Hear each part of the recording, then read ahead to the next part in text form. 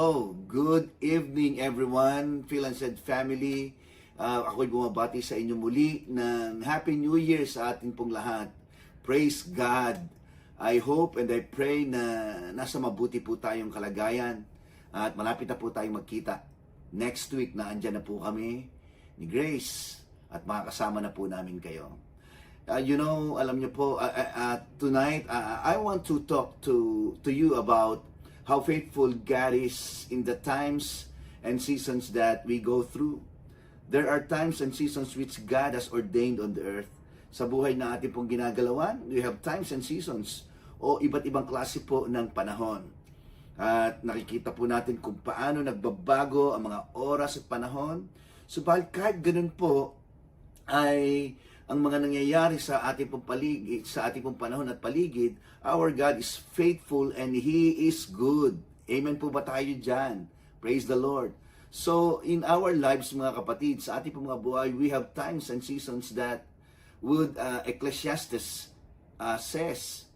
Because in Ecclesiastes chapter 3 verses 1 to 9 and 11, basahin ko po sa inyo, sabi po ng Word of God, to everything there is a season, a time for every purpose under heaven, a time to be born and a time to die, a time to plant and a time to pluck what is planted, a time to kill and a time to heal, a time to break down and a time to build up, a time to weep and a time to laugh, a time to mourn and a time to dance, a time to cast away stones and a time to gather stones, a time to embrace and a time to refrain from embracing, a time to gain and a time to lose, a time to keep and a time to throw away, a time to tear and a time to sow, a time to keep silence and a time to speak, a time to love and a time to hate, a time of war and a time of peace.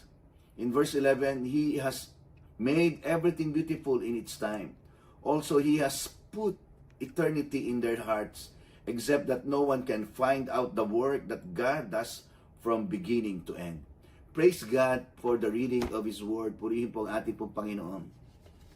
Pinapakita po ng salita po ng Diyos na ang lahat daw po ng pangyayari sa daigdig ay nagaganap po sa panahong itinakda ng Diyos. At sa panahon natin po ngayon o sa ating pong buhay, I have no idea of what season you are in right now. Ano po bang pinagdadaanan mo ngayon? Subalit, nais ko kayong bigyan po ng encouragement na kung ano man ang panahon o season na iyong kinakaharap ngayon, God is working and God is moving. God will not leave you and God will not forsake you. Hindi ka iiwan ng Diyos at hindi ka niya pababayaan, lalo na kung ang ating pananampalataya at pagtitiwala ay nasa Kanya. And He will show Himself strong to you in the season that you are in right now, mga kapatid.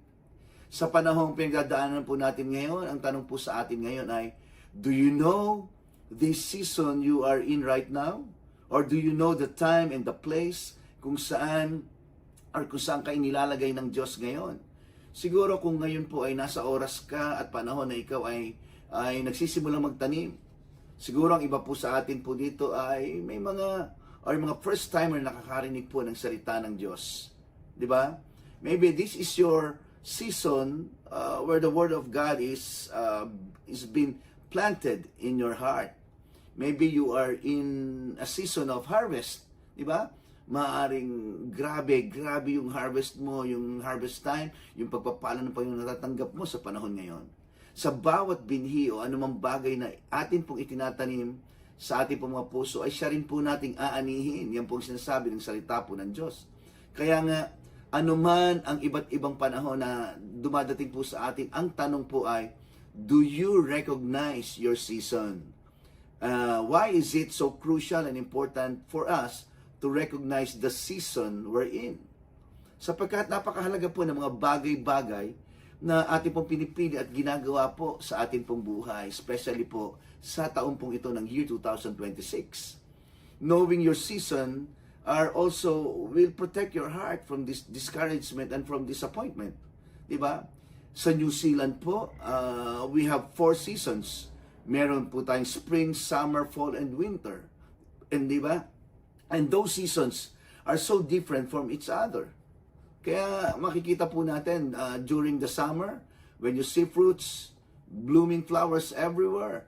kung naandun ka, kapag naandun ka sa season na yun, hindi ka na mabibigla. Talagang mangyayari yun during summertime. That's supposed to happen, mga kapatid. Kapag fall and winter, wala kang makikita ng mga bulaklak. Ang puno ay parang walang kabuhay-buhay. Dahil doon ay di ka na masusurprise dahil panahon ito ng fall and winter time. Things are going on inside the ground. May mga bagay na nangyayari po na hindi natin nakikita. Okay? Because Ecclesiastes chapter 3 verse 15, ano pong sabi po ng Word of God? That which is has already been and what is to be has already been. And God requires an account of what is past. In Tagalog, lahat ng nangyayari ngayon ay nangyari na nung una.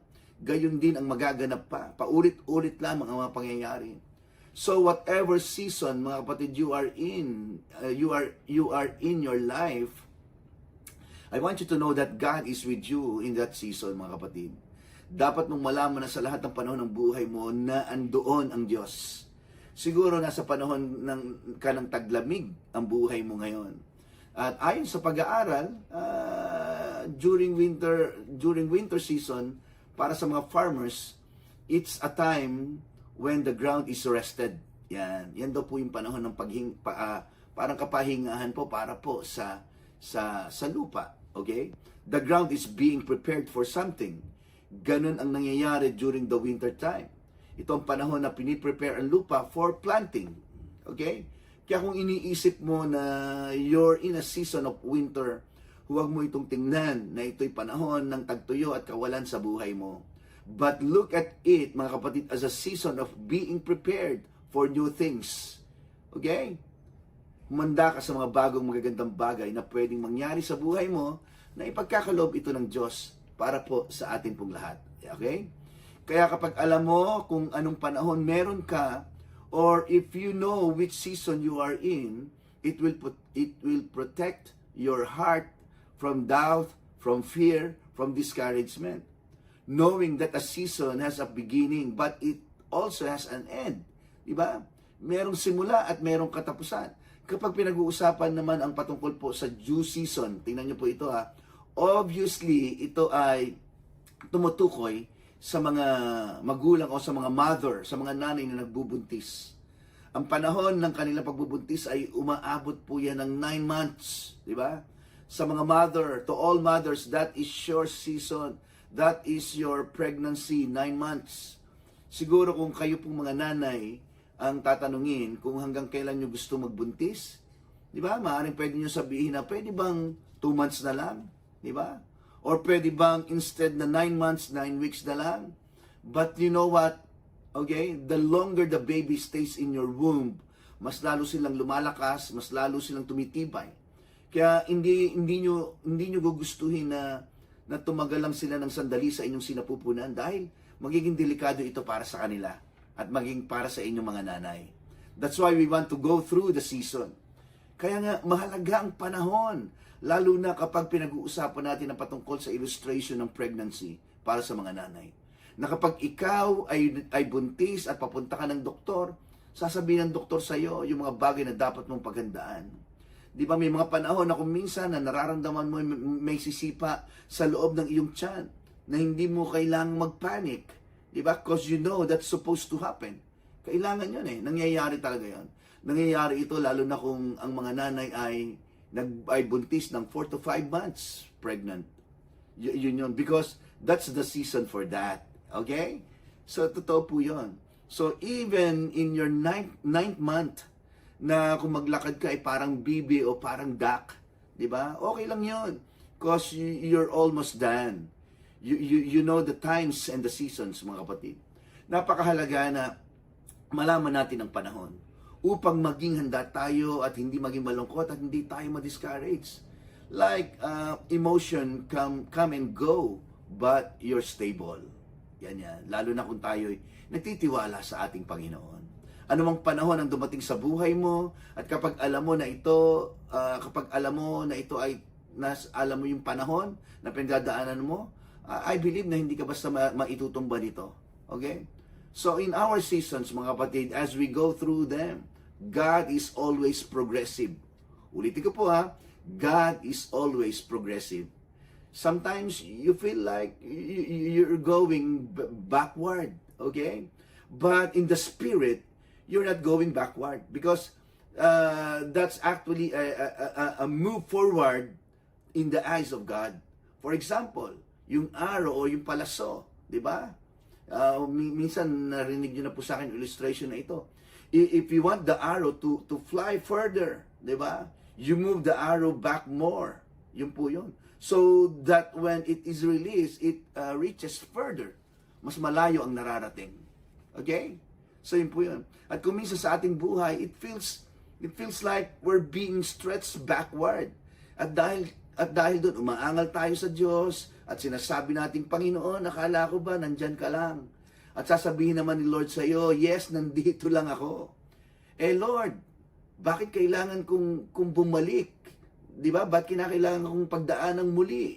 Okay? Sasabihin ni Lord sa iyo, ayaw mo bang umabot buhay mo? Especially this year. For example, yung mga bata po na accelerated ng 2 levels up. Maaaring intellectually ready sila, pero emotionally hindi pa ready. Di ba? Ganun naman talaga eh. Now, we can trust God na anumang level o season ang pinagdadaanan natin, ipagkatiwala natin lahat ito sa ating Panginoon. Sapagkat siya ang nakakaalam kung ano ang makakabuti para po sa ating lahat. In His time, tandaan po natin yan. Alam nyo, ang damdamin po ng Diyos ay higit pa sa damdamin po ng isang ina na nag-iisip ng mga magagandang bagay na makakabuti para po sa kanila pong mga anak. Kaya sa taong ito, pagkatiwalaan natin ang gusto, ang mga plano ng Diyos sa ating buhay. Tingnan nyo po ito ha, hindi yung mga plano po natin, kundi kung ano yung plano ng Diyos para po sa atin ngayong pong taong ito. Yan po yun eh. Again, mga kapatid, in closing, remember, He is the vine and we are the branches. Without Him, we can do nothing. Praise God, purihin po ang ating pong Panginoon. Kaya tayo po ay manalangin at samahan po ninyo ako. Praise God. Father God, thank you for this opportunity and privilege, Lord God, to honor and glorify your name through your word. Thank you for for another year na yung pinagkakaloob po sa amin ngayong pong taon pong ito. We pray, Lord God, that the seeds you have planted in our hearts will stay with us and produce fruit in the days to come. Panginoon, salamat po. Thank you, Father, that you love us and you have wonderful plans for us. We receive your love, we receive your blessings, and we receive promise in our lives. In Jesus' name we pray. Amen, amen, and amen. Praise God. Tandaan po natin mga kapatid. And even po sa ating pong pagbibigay, huwag po tayong mag-alala. Sapagkat every time na nagbibigay po tayo, nagtatanim po tayo. At naniniwala po tayo na sa ating pong pagtatanim, sa ating pong pagbibigay ng ating pong tithes and offering, ay dadating ang panahon, ang season na kung saan ay tayo po ay mag-harvest ng higit pa kaysa dati. Purihin po ang ating pong Diyos. We are blessed and favored. We are safe and we are safe and protected. Phil said, family, may the Lord bless you and keep you. May the Lord make His face shine upon you and be gracious to you. The Lord turn His face toward you and give you peace. Nothing lacking, nothing missing, and nothing broken. In Jesus' name, amen and amen.